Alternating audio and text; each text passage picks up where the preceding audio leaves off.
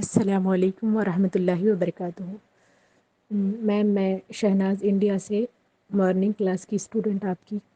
میرا ایک یہ سوال ہے، جو ہمارا آج ٹاپک ہوا ہے وضو سے متعلق ہے کہ دیکھیے حالت جنابت میں تو قرآن وہ نہیں پڑھنا ہے، لیکن جب عورت حیض کی حالت میں ہوتی ہے تو اس میں مطلب شوہر انٹر کورس تو نہ کرے لیکن ہے نا بیوی سے لطف اندوز ہو، تو پھر ویسی حالت میں یعنی کیا کریں، وضو کریں کیا کریں، مطلب کلاس کرنے کے لیے ایسے مطلب قرآن پڑھ سکتے ہیں یا کیا اس دوران مطلب انٹر کورس نہیں کیا ہے لیکن شوہر لطف اندوز ہو بیوی سے حالت حیض میں، تو پھر اس کے لیے کیا ہے، قرآن پڑھ سکتے ہیں؟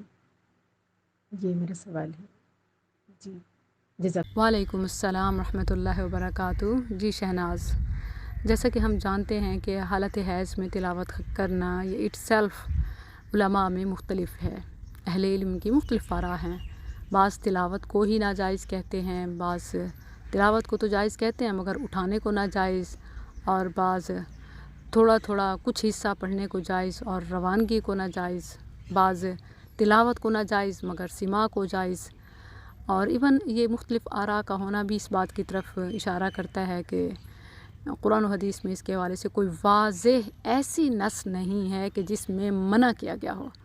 مختلف احادیث سے مختلف استدلال ضرور ہے۔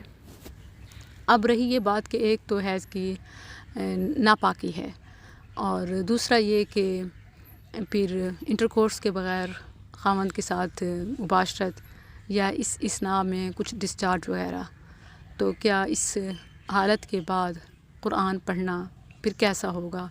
کیونکہ ابھی غسل سے اسے طہارت تو حاصل ہو ہی نہیں سکتی، کیونکہ وہ اپنے مخصوص ایام میں ہے، اور پھر کیا وہ وضو کرے؟ تو اس حوالے سے تو جو مین چیز ہے وہ یہ کہ چونکہ وہ حالت حیض میں ہے تو اس کا وضو اس کو فائدہ نہیں دے گا۔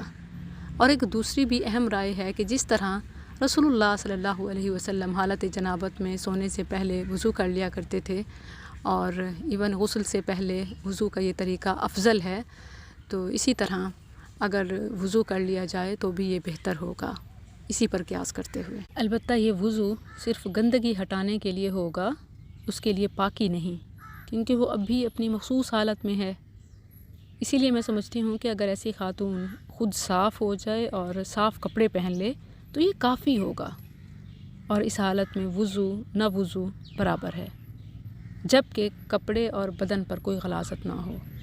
اور پھر اگر وہ قرآن پڑھے، ذکر و اذکار کرے تو یہ اس کے لیے جائز ہوگا، اور اس پر اسے کوئی گناہ نہیں ہوگا، بلکہ ریگولر کلاس چھوڑنا اور ذکر اللہ سے محروم ہونا اس کے لیے خطرناک ہو سکتا ہے۔ واللہ تعالی اعلم۔